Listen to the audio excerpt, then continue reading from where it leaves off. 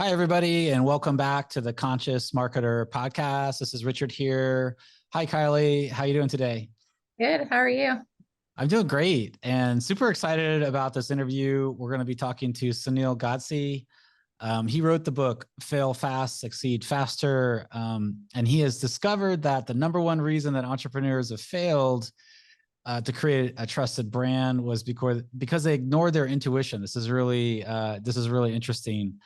And after spending thousands of hours reviewing academic research, he wrote a second book called Gut, and discovered that intuition is a complex matter. And he's got it kind of boiled down into 4 different types, which maybe we'll get to hear about today. He's spoken on stages such as TEDx, created his own process called intuitive branding, and has worked with many high-profile entrepreneurs and major corporations. Welcome, Sunil. Well, thank you so much for that great intro, Richard and Kylie. I'm really, really excited to be here and share a bit of my story and tap into intuition. I guess a portion of intuition that I don't think a lot of people think about, other than having sort of that gut feeling or kind of knowing what the right decision is. And so I'm going to explore that, and we'll dive a bit deeper into what intuition really is and how it can help you on the marketing front and build a brand. That's awesome. You know, like our community, we have a lot of empaths and introverts. It's like the 3 I's. Or I guess isn't an I, but empaths, introverts, and intuitives. We have a lot of intuitives in our community as well. Maybe you can share a little bit about how you were kind of steered into this world of intuition and kind of what led you to do the research and to find this out for yourself. Yeah, absolutely. And so, as you mentioned, I wrote my first book, Fail Fast, Succeed Faster. And the premise of that book is that if you were to read the failures of others, then conceptually as an entrepreneur, you should be able to succeed faster through their lenses of their stories. And so I interviewed close to 300 people, 75 stories made it into the book from all walks of life, all different industries, all sizes. And the one, when I started speaking on stages with my book tour, the one thing that I kept getting as a question is, well, Sunil, what's the one thing that made all these people actually, fail? And I never even thought about that. And so when in December, when sort of this speaking season died down, I went to go back to the audio recordings, and it was very clear that 80 to 90% of them said, I knew what the right decision was, but I didn't take it, or I ignored my gut, or I should have trusted my intuition. And I said, oh my God, like I just never picked up on that common thread. And so, and when I looked at this thing called intuition, I dove right into the academic research, and I interviewed over 1,000 people to figure out this thing called intuition. And I discovered 4 types of intuition that were there, and which has never been studied before. And so when I tested these 4 types against the sort of the interviews that I've had, what I found is that of these 4 types of intuition, when people or entrepreneurs use, everybody is strongest in one of the 4 types because that's how they naturally make decisions. And so when entrepreneurs made decisions based on one of the 4 types, and we'll get into the 4 types coming up here, their businesses succeeded. But because they were weaker in the other 3 types of intuition, when they started making decisions in those areas, their intuition was there sending them some signals to tell them you're making the wrong decision. But because they were weaker, they started failing. And it wasn't until they actually took the time to strengthen that particular part of the intuition by either hiring the right people or making the right decisions or learning from their failures that they ended up succeeding. So I started to now realize the relationship that these 4 types of intuition had in terms of 1 being stronger and the 3 being weaker. So if you really want to make successful business decisions, you need all 4 types of intuition to be strong. So if we dive into the 4 types of intuition very quickly, one of the best ways I can talk to you about this is through a case study. And a good friend of mine, John Rothschild, I approached him. He was one of my first interviewees, and he says, "Come on, Sunil, like this is an investment banker. So intuition doesn't exist. Like what are you talking about?" And at that time, intuition was very much about manifestation, possibly voices from God, meditation. So from somebody who's knee deep in Excel spreadsheets and data, it just, he said, come on, like that just doesn't exist. He said, come on down, I'll give you an interview and we'll talk about it. But we'll talk about intuition for 5 minutes, and I haven't seen you for a while, so we'll catch up with over a latte. So I actually set up the camera, and I was telling him, so this is now on recorded video, and I said, John, but there are, CEOs that actually see these weird signals, because intuition gives you the signals to tell you what the right decision is or the wrong decision. So positive signals give you the right decision, negative signals the wrong decision. Very simplistic. And so there's one CEO that has run 2 multi-million-dollar companies now based on seeing an omen pop up on his right side. And another entrepreneur that I interviewed said, I don't know what these signals are, Sunil, but let's just keep talking. And as he's talking about the failures he's had in his businesses, he keeps pressing on his left earlobe. And he goes, oh my God, I just realized, Sunil, that every time I make a bad decision, or I'm talking to you about a bad decision I made, I'm grabbing my left earlobe because it's getting hot. And it was actually happening in the interview. Again, this is on video. You wouldn't want to be a poker player with that kind of tell, No, he'd be very he'd be very broke, that's for sure. Or he'd have to, kind of switch earlobes or what have you. But and I told this to John. He says, I'd really like to meet these people. And he says, okay, Sunil, look, all the decisions that you make in business are based on experience and your learning. And so now we're going to dive into the 4 types of intuition, because one of the first types of intuition is called experiential intuition. That goes to right when you're born. Intuition is there when you're born. In fact, there's a research study that shows that infants as young as 2 months old have been shown to have intuitive tendencies. But intuition learns, right? So through your failures and your successes, intuition is always learning and putting that in the subconscious area of your brain, like a library.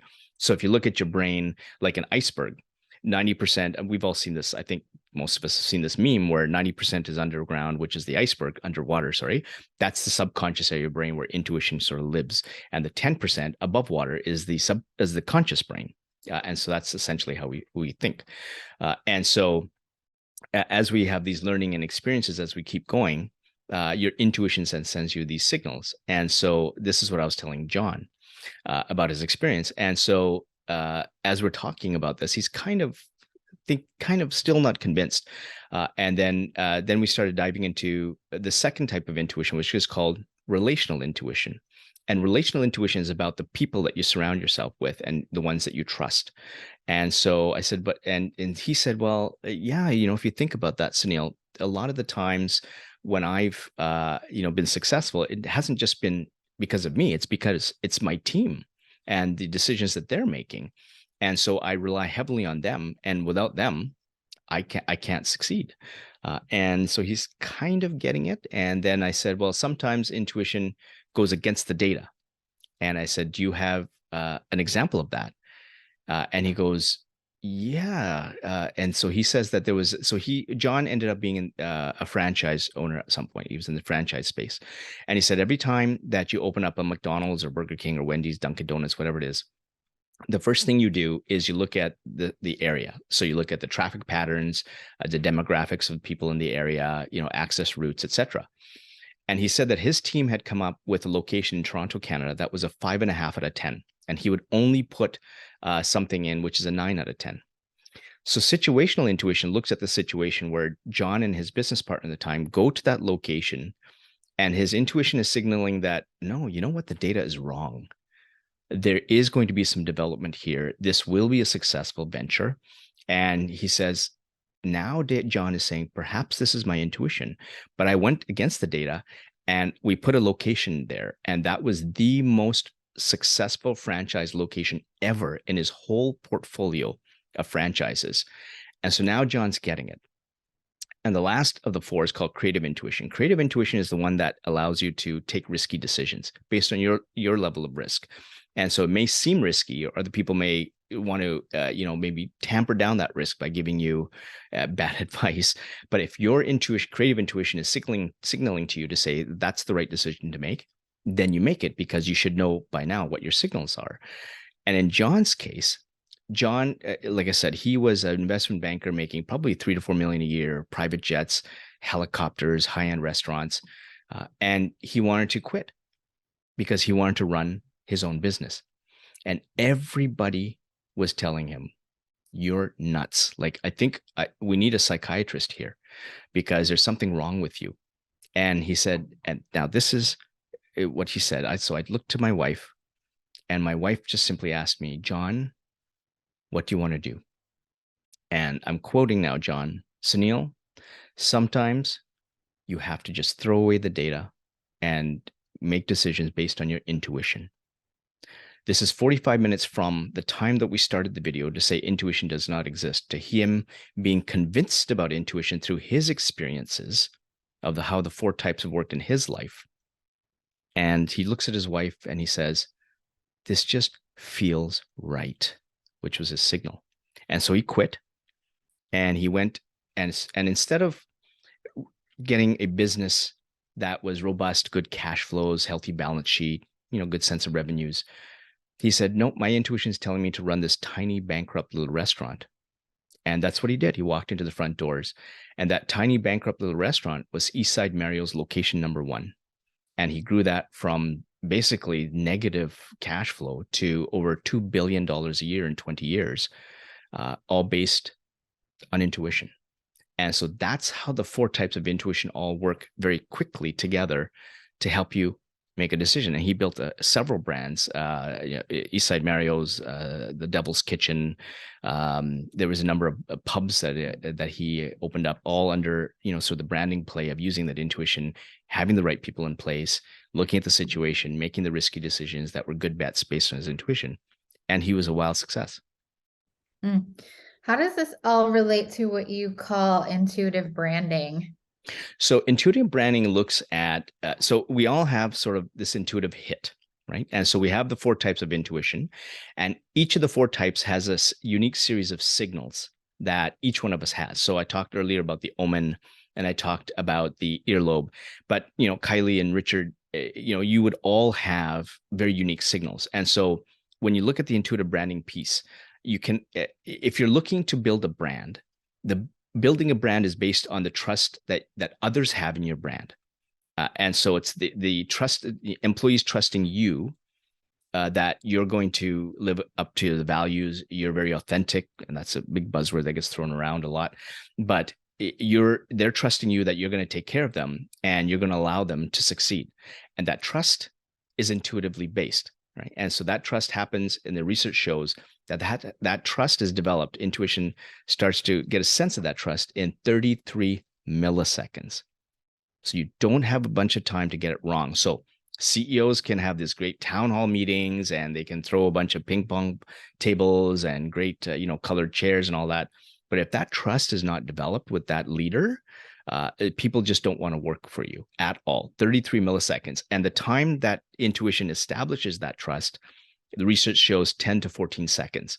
So within 10 to 14 seconds, you better be trustworthy. Otherwise, that employee doesn't want to work for you. And conversely, you better trust that employee that he or she is going to join your team for the right reasons. And so that's internally. And so when you take the first step in the intuitive branding piece, which is strengthening the 4 types of intuition, now you're armed with all the positive and negative intuitive signals that you have. And so you use that training to take it to a leadership perspective, to say, okay, I've got these employees. Now, how do I bring the right employees that are going to really lay the foundation for me to grow? And the best way to build your company, is the cheapest way, is by having people who already work for you. And so taking a look at your own base to say, okay, of these employees who are really excited about working for me, who are the ones that I can trust to build? Who are the ones that are really going to be there for me and are excited to be here, and that have that capability of moving up into other roles? If I give them the mentorship and training and support, they are going to be great. And for those who just frankly aren't a fit, you'd have to let them go, or they're going to slow down your growth. And then the next step is to hire the right people. And again, hiring is the right thing. So, do your interviews show the 4 types of intuition properly? What are their experiences? Get them to talk about their outcomes so that you can read them to see, are they really talking about outcomes? Or were they really involved, or were they not? And so once you have the hiring piece in there, again, you're getting intuitive signals to see whether the person in front of you that you're interviewing is the right fit or not, or are they, Can they explain things properly that they put in a resume? Because everybody can build up a resume, but is there a synchronicity there? And that's where your intuitive signals come in to check, to have that. And then you'd also know whether, for that person being hired, they're going to look at you to see, is this a company that I want to work for? So again, there's that two-way trust. Once you've got the hiring, now you've got a beautiful foundation of people who are going to put in the work and the productivity to put in the right processes to really scale your business. And then the next thing is, okay, so we've got sort of the foundation of the business. Now we're ready to scale. Now let's look at marketing. And marketing is, again, that trust is building that awareness piece. So let's look at our marketing messaging and to say intuitively, how do we build awareness with our target market, right? And so it's not about products and features. It's about how can I make your life better? How can I make your life easier? How can I solve your problem? And your marketing messaging and all the videos and text should be around that, and how your products and services are a part of relieving that stress, are a part of solving that problem. And that gets them interested in the brand. Once they're interested in the brand, they're going to dive a bit deeper to get more of the brand. That's the brand awareness piece. Where brand trust comes in is there synchronicity between what these ads are showing or what the content is showing and what the other pieces of content that are there? Do I believe this person? Do I believe this company? And if you're not in sync there, they're going to bounce. So you have to have that synchronous. So you have to deepen that trust. Again, intuition's always watching. Every 33 milliseconds, it's like a camera, right? So we've all had that where we've seen an email come in. Boom, that's marketing. Boom, that's a sales pitch. Boom, right? An invite on LinkedIn, that's a sales pitch. We'll instantly know that because intuition's seen those patterns that you've experienced, experiential intuition before. And so when you see those patterns, which companies are really bad at having these marketing type of patterns happen, people aren't going to trust you. And then you're part of the noise, and you don't want to be part of the noise. You want to be above the noise. And once you have the marketing and they trust you and they see synchronicity and they see that, oh yeah, I believe this company person, they have the values, then they're going to test you with a purchase. And then that's intuitive marketing. And then finally, the last step is intuitive sales. And intuitive sales is about enhancing that performance, not treating them like a number, but saying, oh, wow, okay, how can I make your experience better? How can I solve your problem better? How can I make the other areas of your life more valuable by these other products and services if you need them? If you don't, I'm not going to push that on you. But this has to genuinely solve a problem or genuinely enhance your life more. And that's when you get the feedback from your customers to say, oh, okay, our customers are also experiencing these other problems, or they're also having values enhanced somewhere else. So perhaps we need to either find a company we can partner up with, or there's some more products and services we can add because it's a natural fit to our customer base. And that's how you start scaling. And so again, that's trust. And so that's the whole intuitive branding process. And that just takes off. And so when you look at the number of people who've been through the intuitive branding process, one of the first things is they'll find an immediate win. And usually the immediate wins are $100,000, $200,000 because they've taken a look at whatever fat was in the company and they made it lean. And when they made that lean, instantly they've saved on hires that they shouldn't have hired because they've hired them from an emotional perspective. They've brought in the right people. Productivity goes up, it skyrockets, their marketing takes off, and then they've got basically two waves of growth. The first one's the internal one where they clean up the insides, and then the second one's the marketing, and that's when they take off. And so, I've taken companies from $400,000, $500,000 with 6 months cash flow left in the bank to $10 million in a couple of years, just because they've got everything right, and it was all trust based. And so none of the testimonials I have on my website are about those quick wins that they've had, and some of the wins that they've had from their customers, from the internal things. Their lives are better, and so that's what you want to do. And that's all based on a subconscious phenomenon we're all born with called intuition. And that's the trust building. So that's what the intuitive branding process kind of does. Wow, you've given us a lot there. You gave us your whole process. So that's amazing. I love the results that you're creating. It's kind of interesting because sometimes people come to us as a marketing agency. We don't often take a client anymore because we're pretty full. But a lot of times, sometimes we'll hear, can you just do everything for me? And they want to kind of abdicate their marketing over to us. And we're like, yeah, like it doesn't, we normally try to sit them down and say, it doesn't really normally work that way, because although we can try to represent who people are, a lot of times, these companies, they turn, whether it's us or somebody else, they turn and they want to hand everything over. They do this with sales too, over to another company. And then other company may not know who they are.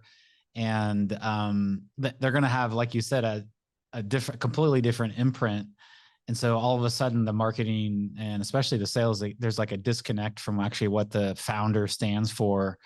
And so we always encourage, the people that come to us to step in front of their brand and to represent it, because they're the only ones that are going to be able to have, sometimes we talk about presence or being in channel, or it's like that. It's like to give off the energy, because if you only have 0.3 or 33 milliseconds, that's not a very long time, so people are smart now. They can see through things that are inauthentic. I'm kind of curious what your take on that is. And do you encourage like founders of companies to step in front of their brand, or how do you work with a marketing agency if you don't want to do all the work yourself, so that they actually hold the resonance of what you're trying to do and the values you represent? Yeah, Richard, and you're absolutely right. Like the leader, or the leadership have to get in front of the brand. They're the ones that have to build the vision. They're the ones that have to look at the core values, because when you're in a leadership role, which is where the intuitive leadership piece comes in, the values have to stand for something, right? And it has to be actionable, it has to be believable, not something that's been created in a boardroom with lots of marketing or business mumbo jumbo. Like nobody's going to come around that. And then the core values are what are the qualities of the people that are going to help us get there. But the leadership or the leader has to be living that, because once again, trust and intuition is a two-way street. So you can say something really fancy on a wall, and you can have some great core values on your website, but if the leader is not acting those, actions speak louder than the words on the wall. And so if you're going to be inauthentic, now my intuition is going to look at, oh, okay, so he's hired me saying that these values are really important, but then he's acting like this, or she's acting like this, or they're acting like this. So within 33 milliseconds, I'm going to go and say, that's interesting. And within 10 to 14 seconds, I'm going to say, I really don't want to work here. I don't care. I'm going to look for another job, and I'm going to just while away my time because perhaps it pays the bills, right? And so now you've got someone who is not productive. Yeah, I think it's kind of interesting because we just did a training in Miami with our source people, and we did a couple hours on values, which was really useful for everybody. But I was saying that, like I'm probably dating myself here, but I kind of call it like the Dilbert vision statement or whatever, right. Where it's like, it's there on paper or in the boardroom, but it's like not represented. And I think the good and the bad for social media and all that is that everything's transparent now. Yes. And so if somebody isn't living their values, or the corporation saying one thing and then whatever, killing the rainforest over there, whatever. Yes. Then it's absolutely. very quickly found out, Yeah. And one of the things that I do in the intuitive branding process is when you're looking at your vision statements or your core values, they all have to be aligned with the 4 types of intuition. And so the worksheets that I have in there get leadership or the leaders to do that, so that, remember, everybody's going to be stronger in one of the 4 types. So as a leader, you're going to be the stronger one of the 4 types. So are your employees. So are the ones you hire. So are going to be your customers. And that's exactly what you need to do. So when you have your vision statement, make sure that they cross all the 4 types of intuition, because then you've got everybody covered in your target market, no matter what type of intuition they're stronger in. And so that's where you're covering, and that's where the work comes in inside the intuitive branding process, is to make sure that you get everybody based on what their strongest intuitive type is. And then with your employees, you work to provide them the mentorship and training to get them stronger in the other 3 that they're weaker in, so that they can be great leaders for you. And now you have an amazing team that's intuitive in nature. And boy, that just accelerates your brand really quickly. Sometimes it seems like there would be a lot on the line with these decisions that are being made. How do you support leaders to really trust their intuition when they're making decisions, like that guy that quit his really cush situation to go buy franchises or restaurants, I think you said it was. How do you get them to really make that leap? Because I'm sure it's scary. Yeah, it's very scary, but this is where the data doesn't lie. And this is where I think one of the common misconceptions is that if you have intuition, you don't have to rely on the data. One of the things that I say is that the data, when you look at data, it's a laggard indicator, which means that when I look at the data, when I look at the financial statements of a company, it's going to show me what the problems are that have already happened. So in John Rothschild's case, he was an investment banker before. So he's already dealt with hundreds of businesses. He knows what the growth profile is. He has all the industry indices that he needs to see where the growth is going to come from. Where do I put the right franchises? What's the right team to hire? So his experiential intuition already has that data imprinted in the subconscious area of the brain. So when he makes a leap to go into this almost bankrupt little restaurant, he knew that the franchisor was not the right one because of the decisions they made. He knew that the franchisees that they picked for that first location didn't care about the business. He knew that when he looked at the team before he bought this thing, weren't the right team in place because they just didn't have the skills. So he came with this sort of imprint of data there to say, okay, intuitively, I kind of know, and I'm slowing this really down, right? Because his brain is probably 10,000 times faster than I'm talking. But in a split second, his brain puts all 4 types of intuition together, and then he gets a signal from each one of the 4. And that's when he tells his wife, this just feels right, because all 4 types of intuition are saying, this is the location, this is the brand, this is the marketing, this is the menu that you need, this is the target market you're going to get. And very quickly, he's figured out what he needs to do to make this happen. And that's where the $2 billion comes in. And so when I talk to a lot of the CEOs or some of the entrepreneurs that come into the program, I look at the data and I'll show them, because of your hiring problems or because of the problems you have with your employees, here's where you're fat, right, in your business. And what I'll do is I'll actually break up their business into sections. And in one case, I had it was a $1.8 million company. 5 of the 6 business areas were losing money. The 6th business area had a ton of profit built into it that made up for the other 4 or the other 5. But he just never knew that because there was positive cash flow coming in. He said, I'm not bringing home anything significant.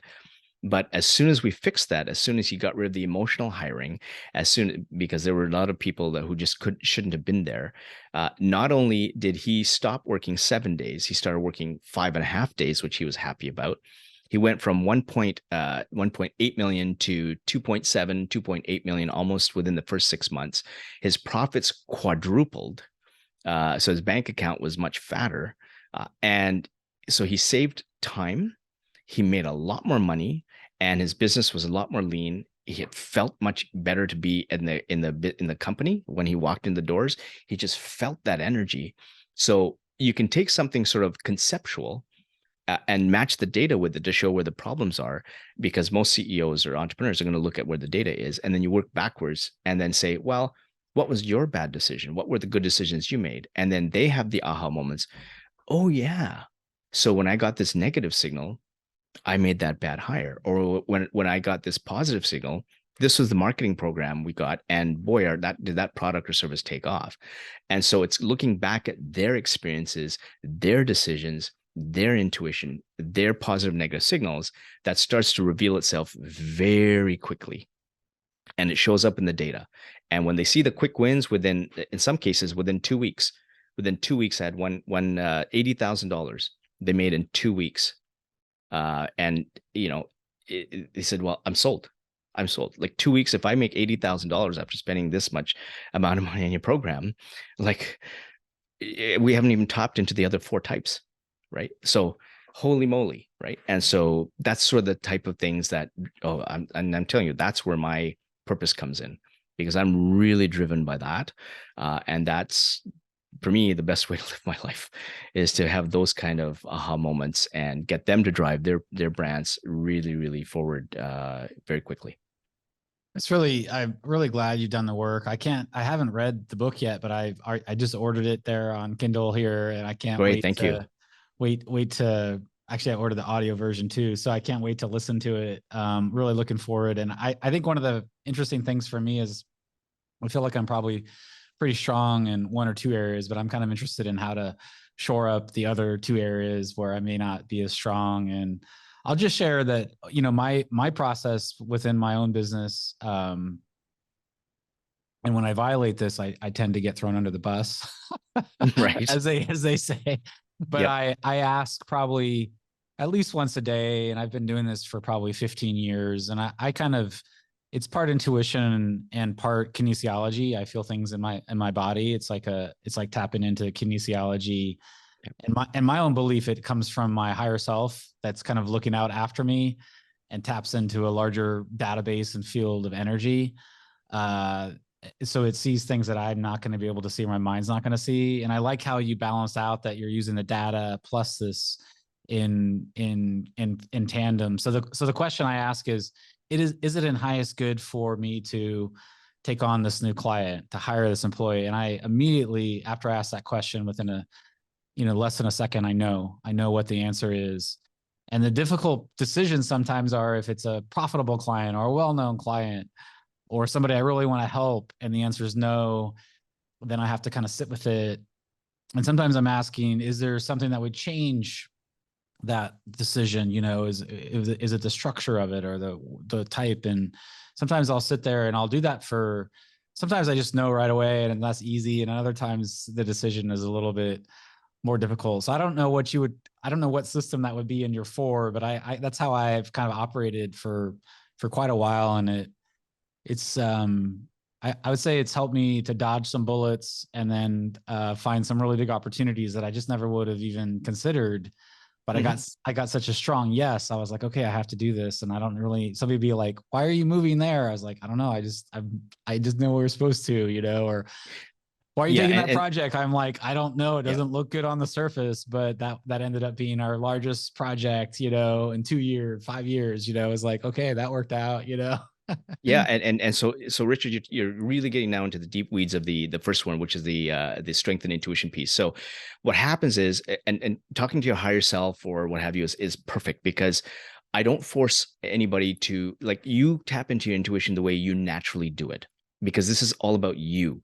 And so tapping into your higher self, and what I would do is I would say, okay, you get these signals from your body. Let's tease them out a bit. So let's look at the strongest type of intuition. And so what part of the body? Is there an intensity to it? Does it happen? What happens with your focus? So I dive really deep into the weeds to take a look at your inventory of positive, negative signals. And then what happens is, if let's say you're looking at is a profitable company, this is a perfect one. So let's say you have a profitable company that's doing well, but you have a problem with the person that's sitting in front of you. Profitability is usually something on the situational intuition piece, because you're looking at some data. Relational intuition is bipping at you to say, hey, they may be profitable. There's something wrong with this person. So you would naturally get a negative intuitive signal to do that. So, and then you're going to sit back and go into what I call an intuitive medium and sit back. And so it could be going for a walk, in the shower, going for a run, meditation, whatever it is for you that allows the intuition to come and say, okay, what's going to change that negative signal into a positive one? If you can change that negative signal, let's say in the relational intuition, to a positive one, because perhaps you're missing something about this person, then what happens is now all four types of intuition are going to give you green signals. You go ahead.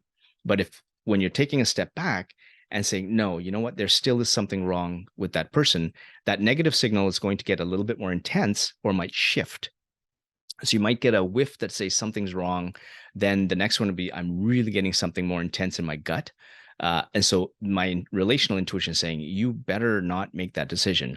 That's when you really have to back away. So you need that time to step away, even though intuition works in 33 milliseconds. But the more difficult decisions, you need to take a step away so that you allow the intuitive thoughts to flow rather than making an emotional decision. And perhaps one of the best examples I have of this is a fellow by the name of Vin Jiang, who this guy was in 2016, 100,000, speaking to 100,000 people on 80 stages around the world. His intuition was saying he was making other people happy, but he wasn't. So he goes out to New Zealand, works on his own values, puts up these values and goes, these values aren't mine. These are other people's values. He he says what I thought was a cathartic, happy moment was really, really, really scary, because for the first time in my life, I'm actually thinking about what I want, what rather than what other people want. He comes back all renewed, and he gets back to the same old routine of hanging around the wrong people, ego, and letting other people dictate his life. And so that happened for 6 months. And his parents come up from Australia, they're Vietnamese. And there's a saying he says in Vietnamese. He said, my mom came up to me and he said, you know what, Vin, when you hang around squid, you're going to get black ink on you. You, my friend, are hanging around the wrong squid. And 6 months later, he goes, oh my God. Like the work I did 6 months ago with all my values and my intuition is, what did I do in the last 6 months? And so he quit living downtown LA, sold the branded Mercedes-Benz, took a minivan, lived out into the rural country. His business took off like anything right after that, in terms of his speaking, his opportunities, and where he went. And so one of the things that I talked about with Vin was opportunity cost. And so it wasn't just the 6 months that he lost, being inauthentic and not listening to his intuition. It's also the 6 months that he could have gained by trusting his intuition. So I said to Vin, so you actually lost not just 6 months of your life, you lost a year of your life. And if you're in the business of helping 100,000 people a year improve their lives, how many people did you let down? How many people did you not help? And he said, I've never, ever thought about it that way. And he said, oh my God, wow. And so that was a really deep moment for our podcast interview. So, and that just shows, like, that's the opportunity cost. It's just not what you lose, it's what you could have gained. So whenever you make a bad decision, it's twice the cost, and people just don't realize that, or more, right? Wow, I think we're gonna have to have you back a few more times, because we're going really deep here. I feel like you're kind of like our soul brother out there doing work in the world that feels really good. And thank you. I yeah, appreciate that. it's like I think a lot of people are living other people's values. What I heard you say, that statement in itself is extraordinary, because we think, oh, we're helping other people build their business, but it's not about that. It's actually we're living their values. And then it's interesting, because if you ask people what they want, normally they don't know, which is kind of a curious thing, especially if you're living somebody else's values, So this is good stuff. Thank you so much, Sunil, for joining us today. Thank you, Richard and Kylie. I really appreciate it. And I know you have in the show notes and on our website, consciousmarketer.com/podcast, we'll post all the links. I know you have a quiz on your site to identify the 4 intuition types, and you have 2 books on Amazon and a podcast. Do you want to just maybe share your website address and how people can get in touch with you? Yeah, so you can go to sunilgodse.com. So first name, last name.com. I've got all the social media channels up there. So either Intuitive Branding or sunilgodse.com. And yeah, they can DM me on any of those. Happy to answer. They can go through the business quiz to find out, how strong they are in their intuition. I have a webinar that shows all the different the 5 types of the intuitive types that I go through, and go into a bit of explanation as to what they are individually are, along with testimonials of improvements that people have made within that particular intuitive module. And then they can always reach out and give me a call if they're ready to hop on and they want to scale their business faster. So whatever works, happy to connect all the time and help people out that way. Okay, thanks for joining us today, Sunil. It's been a real pleasure. And thanks everybody who's listening. Again, you can get all the recordings and the links on consciousmarketer.com/podcast. We love serving you. We love giving you this great information. And go check out Sunil. I think he can help you change your life and tap into your intuition. Bye for now.